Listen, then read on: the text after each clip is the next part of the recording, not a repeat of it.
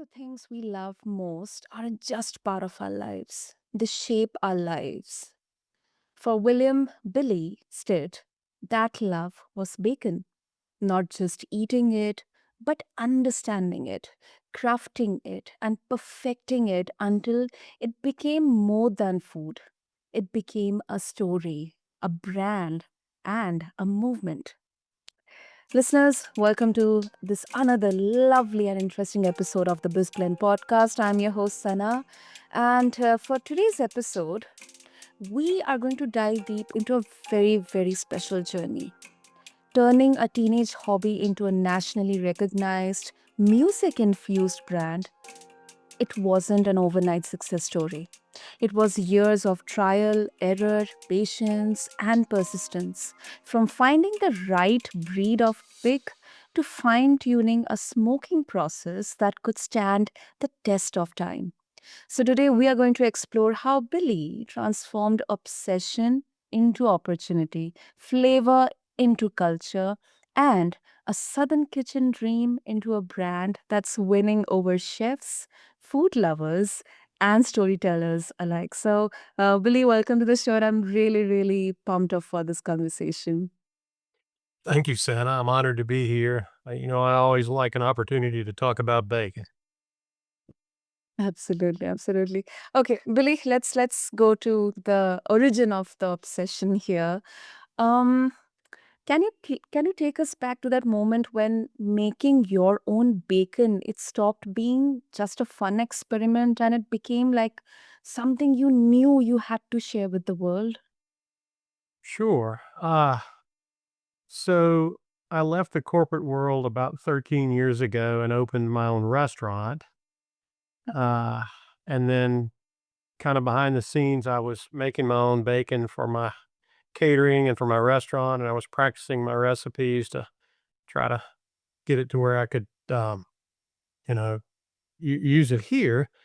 So I would say about 9 years ago, Mhm. people were they were like knocking on my door and calling me saying, "Hey, we really like your bacon. Can we use it in a contest? Can we use it in our Oh, restaurant?" And then even some were like saying, "We'd like to use it in our hotel." And I was like, wow. "Oh my goodness." And I knew I had to get USDA certified. Yeah. And and somebody told me that was too hard. I wouldn't be able to do it. And that was when it clicked. And I was like, you know what? No one's gonna tell me I can't do something, and, so right at about 9 years ago, I went for it.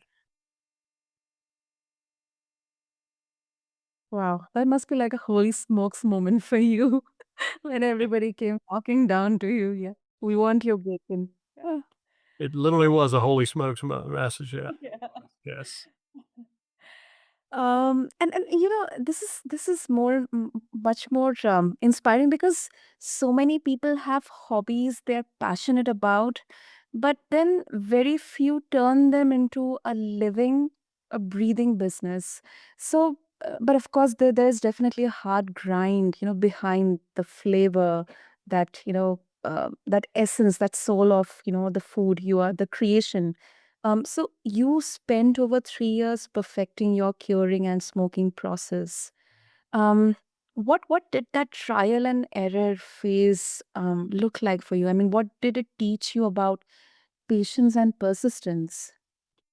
Well, it taught me a lot. Of course, I had the restaurant going, and I would come in early or I would stay late, and I would dedicate that time to my my R&D, testing different, smoke methods and curing methods and, chilling and slicing methods till I kinda landed, but I knew that if I was really gonna make this a company, I had to be able to I was doing it all on my own in the beginning, but I knew if I was gonna make this a true company, I had to be able to get my product I had to have it made by a team, and, Mm.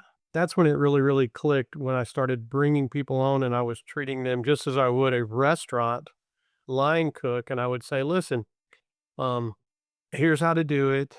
Here's my steps, my processes. Um, just ensure to me that you won't change anything. If you have a good idea or you have something to add, that's fine, but let's discuss that and let's run a separate trial batch, but never deviate from the spec or the recipe. It's like a secret recipe in there. Yeah, yeah. Ah, and uh, were there points um when you thought about walking away from the idea entirely or not? Yeah, there's been several, Yeah. several and, you know, space issues, Mm. building constraints, we had 2 hurricanes hit us one year, and I had Okay. 18 trees fall on the buildings, Oh. and I just felt like I couldn't get it going again, but my team was so inspirational, and they kept coming to work, and then, another one was COVID. COVID, I was like, "Oh my goodness, this is gonna be the end of us," and but my team wanted to keep working, and then what we realized that that actually was a huge inspiration for the company because everybody was at home and ordering stuff Mhm. online, so our business spiked, and we captured new guests, and but those were moments where it was really hard to get out of bed in the morning and really hard to sleep at night with my mind racing on, "Is this something I'm gonna be able to survive?" Hmm. Yeah, I can relate with that. And food, I think food industry is such a competitive industry, such a competitive industry. And the role of technology, because as you mentioned about COVID, um uh, uh, I mean, it had to look like you had to do a complete overhaul, uh new technology, the you know modulating the processes accordingly. So I think the role of team, I mean, it's really, really, I really appreciate that, you are really giving that credit to your team, because even in initial stages of any startup or any company, it's such an essential part of building a business, and, having that longevity and sustainability. So that is really, really inspiring, Billy. Thank you. It's definitely been a wild ride. Just trying to keep up on a daily basis and to figure out our next steps so we can scale this company to where it needs to be. Hmm. And another good part of your brand is, it's not only just bacon. There's music, there's of course storytelling, and then there's a sun charm in there. Why was it important for you to weave those cultural elements into your business? Was it to like achieve or like kind of differentiate yourself, your brand in the market, or was it right from the point where you kind of thought about you know converting your passion, your hobby into a business? Well, the music was kind of a happy accident. So I've been in the restaurant business my whole life, and Yeah. I love what I do, and it didn't matter what was going on. I enjoyed going to work in the morning, and I loved greeting the line cooks that opened up in the morning and the front of the house Mhm. team with the, like today's Wednesday, and I'd say happy Wednesday, and I just kind of had a lot of energy, and I was it, I liked and I still like leading people and giving them enough direction where they can grow. Um, so the music kind of happened. I was testing and making my bacon back in my little catering kitchen, which happened to be right behind our live music stage. And so I'm in there working, and I'm listening to these wonderful singers kind of come and go. And as they would set up their mics, I'm like right behind the wall. And, Mhm. and then they would start singing, and I was like, "This bacon gets serenaded," and I was like, "Wow," and serenaded by songwriters, and, so that's where the serenaded by songwriters, savored by carnivores kinda came to be. Wow. Wow. And do you think, like, this is more from a business perspective? Do you think a product can survive without this emotional and cultural connection, or does it add, or it's just like a flavor added? It adds joy, to my team members. One of my team leaders is is kind of a audio, video, sound kind of guy. He repairs guitars and things like that. So he loves great music. And music conversations are a great way to get to know people because music brings people together, regardless of their background, their culture, their or even their language. I think music can bring people together. And yeah, the music is a huge part of the bacon process, and it's also a part of the flavor because it brings so much joy to the team while it's being made. And even my team members in the restaurant, when they're selling the bacon on top of something or as an ingredient or selling it by the pound, they get that Mhm. music in the background brings joy. And I think joy brings flavor. Hmm. Yeah, I agree. I 100% agree. Um, and then do you think your brand would be different if um I mean it would have been the same if it had been born outside the South? Well, that's debatable. Mhm. The South is deeply ingrained in my roots. I mean, my father grew up in the Mississippi Delta. My mother was raised in Arkansas. Um, Mhm. I've I've traveled outside of the South many, many times, but the South is it's hard to explain. It's a culture. It gets a bad rap a lot of times until Mhm. somebody visits it. But once they come here and they meet the people and they hear the stories and they listen to the music and they taste the food, they Mhm. see and they feel. So the South is a feeling.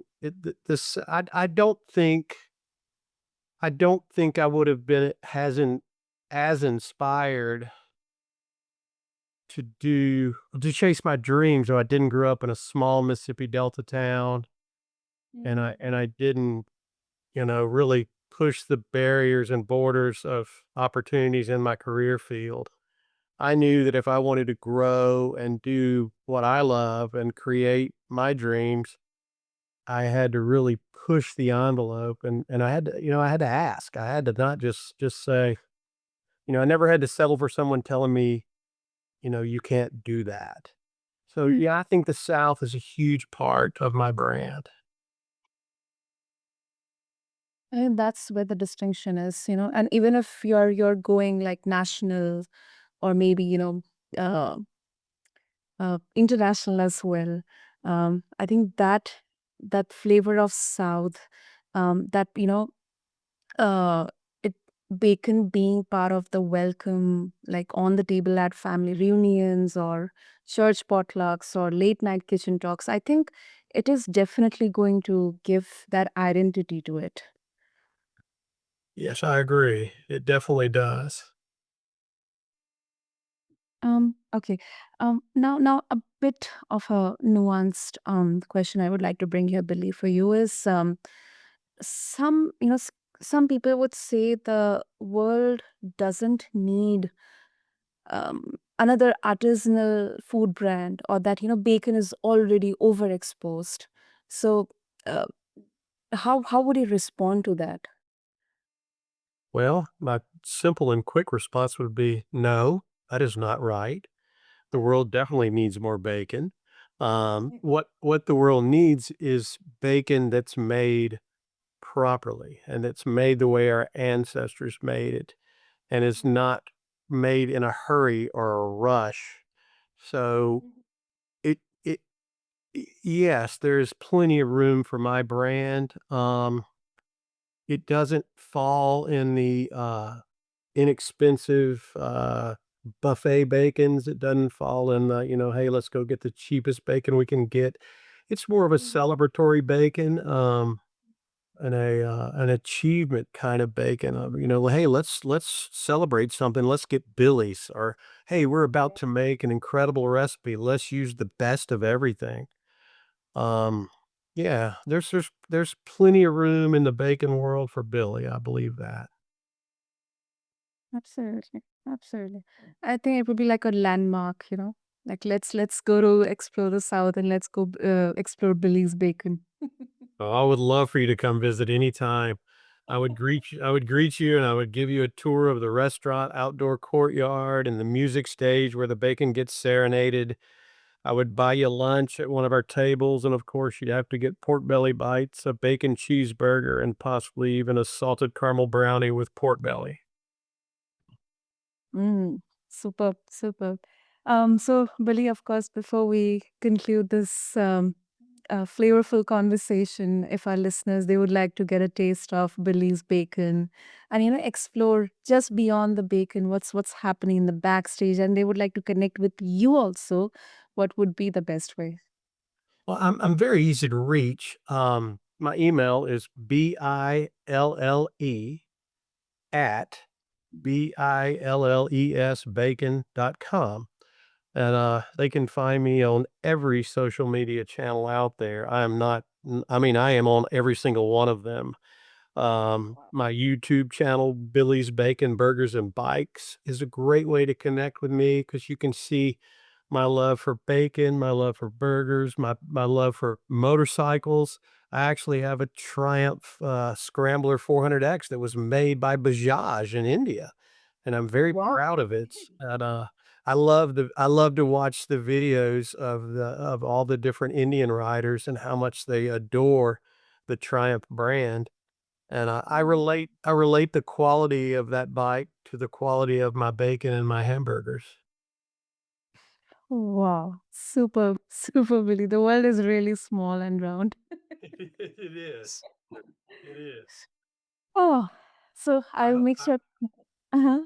I hope to journey over there one day and travel, on a motorcycle because I think that's the proper way to travel, in a foreign land and to tell the stories of my brand and meet more people like you and just share the passion for food. Totally, totally. And exploring different cultures and different locations, India, it would be like a food gasm for you. It would be wonderful, and it's gonna happen. It's, like, on my life list, and I know it'll happen. Super, super. Thank you so, so much, Billy, for bringing in not only the love of bacon, but love of doing something well, no matter how long it takes. And I think from a business perspective, it's definitely a reminder that the best brands, how much local they would be, they aren't built in a rush. They are seasoned slowly with intention, love, heart, and a dash of courage as well to ignore the noise. So, thank you so much, Billy. Thank you. I've really enjoyed this call.